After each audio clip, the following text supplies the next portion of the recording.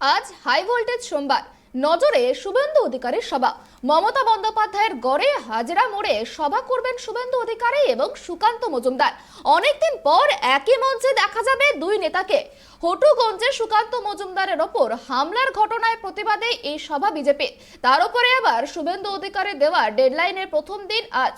সেই কারণেই আরো বেশি করে সেই দিকেই তাকিয়ে রয়েছে রাজনৈতিক মহল।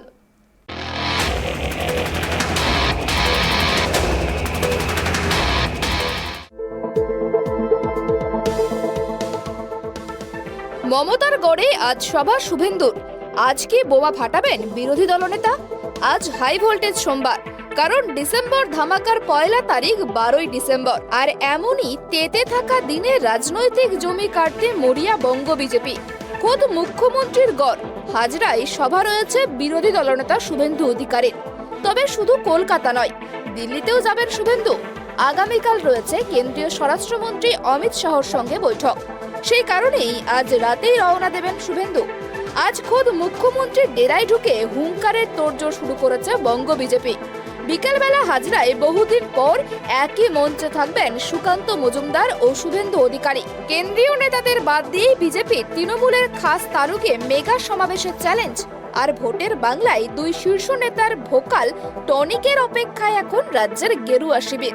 তবে শুধু পদ্ম শিবিরই নয়, হাজরায় সভায় বাড়তি নজর শাসক শিবিরেও। এদিন হাজরায় সভা করার পর রাত্রিবেলায় দিল্লি সফরে পৌঁছবেন শুভেন্দু অধিকারী। রাজধানীতেও রয়েছে ঠাসা কর্মসূচি বিরোধী দলনেতার। মঙ্গলবার খোদ অমিত শাহর সঙ্গে বৈঠক। সব মিলিয়ে মঙ্গলে মেগা শিডিউল ফোকাসে।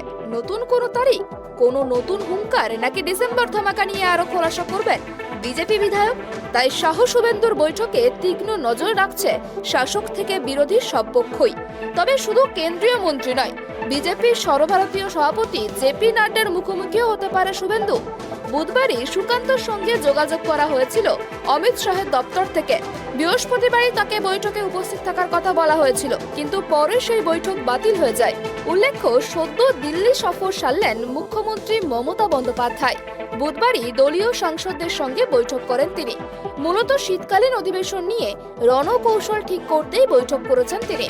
আর দিল্লিতে মুখ্যমন্ত্রী থাকাকালীন কেন্দ্রীয় মন্ত্রী গিরিরাজ সিং নিজে ফোন করে 100 দিনের টাকা মিটিয়ে দেওয়ার আশ্বাস দিয়েছেন রাজ্যের পঞ্চায়েত মন্ত্রী প্রদীপ মজুমদারকে। Bureau report, tribe TV.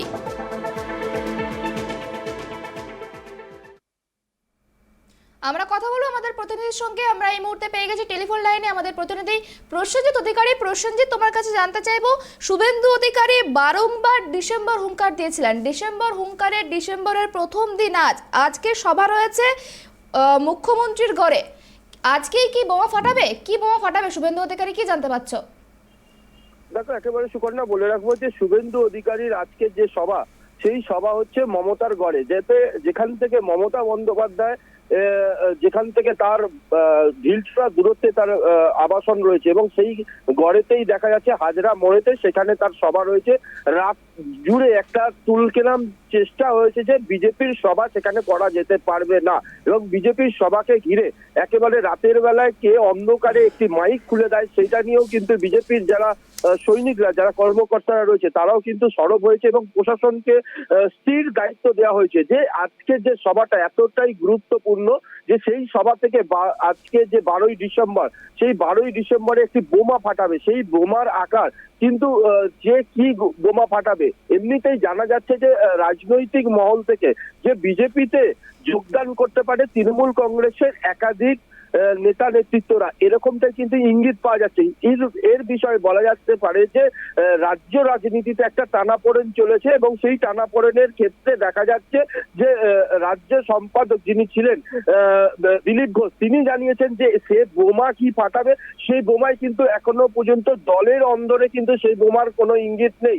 রীতিমতন কিন্তু একটা আশ্চর্যমূলক বিষয় হয়ে দাঁড়াচ্ছে যে রাজ্য রাজনীতিতে যেভাবে এই যে শুভেন্দু অধিকারী সভাকে ঘিরে যে আজকে 12ই ডিসেম্বর, সেই 12ই ডিসেম্বরে যে সভা একেবারে ঢিলছোড়া দূরত্বে মমতা বন্দ্যোপাধ্যায়ের গড়ে, সেই জায়গায় দাঁড়িয়ে থেকে কিন্তু আজকের সভাটা একেবারে গুরুত্বপূর্ণ এবং সেই সভাকে ঘিরে রাজনৈতিক উভয় পক্ষে তৃণমূল এবং বিজেপির এবং এই দুই দলের মধ্যে কিন্তু একটা বড় ধরনের সমস্যার সম্মুখীন হতে চলেছে। যেই সমস্যা যে বিজেপি গড় থেকে তৃণমূলের গড় থেকে কি বিজেপিতে ঢুকবে এবং বিজেপির যারা শীর্ষ নেতৃত্বরা রয়েছেন তারা কিন্তু বলছে যে বিজেপির দরজা কিন্তু খোলা নেই। সেই খোলার দরজা নিয়েই কিন্তু এখন টানাপোড়েন চলেছে। যেহেতু অভিষেক বন্দ্যোপাধ্যায় হাইকমান্ড, তিনি যেহেতু মেদিনীপুরের সভা থেকে যেভাবে জানিয়েছিলেন যে বিজেপি তৃণমূলের যদি দরজা খোলা যায় সেই দরজা খুললে কিন্তু বিজেপির প্রচুর সৈনিক কিন্তু তারা তৃণমূলে ঢুকে যাবে, কিন্তু সেই হুঁশিয়ারি কি শুভেন্দু অধিকারী দিতে চাইছে? সেরকমটাই দেখার জন্য কিন্তু রীতিমতন এই শুভেন্দু অধিকারী এই সভাকে গিয়ে রীতিমতন একটা রাজনৈতিক প্রেক্ষাপটে একটা হইচই পড়ে গেছে। সেই হইচইয়ের মধ্যেই কিন্তু আজকের যে সভা 12ই জানুয়ারি, সেই সভাকে তাৎপর্যভাবে স্বীকৃতি দিচ্ছে বিজেপি মহল এবং তার সঙ্গে তৃণমূলও কিন্তু খামতি রাখছে না। একেবারে প্রসেনজিৎ, শুভেন্দুর এই যে সভা, হাই ভোল্টেজ শুভেন্দু অধিকারী এবং সুকান্ত মজুমদার দুজনকে এই সভাতে দেখা যাবে। এই সভা সামনে যে পঞ্চায়েত নির্বাচন, তার উপর কতটা প্রভাব ফেলতে পারে বলে মনে করছো তুমি?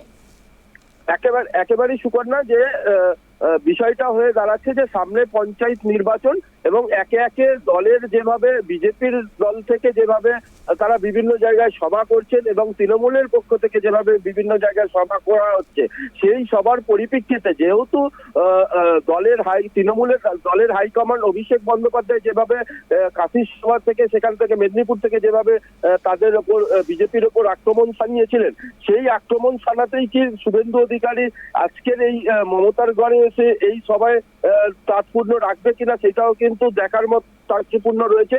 এবং তার পাশাপাশি বলে রাখবো যে দলের বিজেপি যারা সৈনিক রয়েছে তারাও কিন্তু একেবারে ভেঙে পড়ছে না, যেহেতু গতকাল রাতের পর থেকে যেভাবে হাজরা মোড়েতে মাইক খুলে নেওয়াকে কেন্দ্র করে একটা পুলিশের সঙ্গে বচসা এবং তার সঙ্গে হাজরা থেকে ঢিলছোড়া দূরত্বে যেহেতু সুপ্রিমোর বাড়ি এবং সেই কারণেই কিন্তু আরো একটু নজর দিতে বলা হয়েছে প্রশাসনকে এবং প্রশাসনের পক্ষ থেকে যেভাবে এই যে পঞ্চায়েত নির্বাচনকে সামনে রেখে বিভিন্ন জায়গায় গোষ্ঠী কন্ডল থেকে শুরু করে বিভিন্ন তাৎপূর্ণভাবে বিভিন্ন জায়গায় উঠে আসে দ্বন্দ্ব, সেই দ্বন্দ্বকে স্থান দিতেই আজকে মেমোরি হয়েই নেমে পড়েছে বিজেপির পক্ষ থেকে, এরকমটাও কিন্তু একাংশ মনে করছে সুকন্যা। একেবারে আজকে আমরা যেমনটা দেখলাম পার্থ চট্টোপাধ্যায়কে আদালতে নিয়ে যাওয়ার সময় সেখানে পার্থ চট্টোপাধ্যায় শুভেন্দু অধিকারী ডিসেম্বর ডেডলাইন প্রসঙ্গে মন্তব্য করেন যে তৃণমূলের কেউ কোনো ক্ষতি করতে পারবে না। পার্থ চট্টোপাধ্যায় তৃণমূলের কোনো দলেই নেই, অথচ তৃণমূল নিয়ে কোনো প্রশ্ন উঠলেই সপাটে তিনি জবাব দেন। এই প্রসঙ্গে কি বলবে?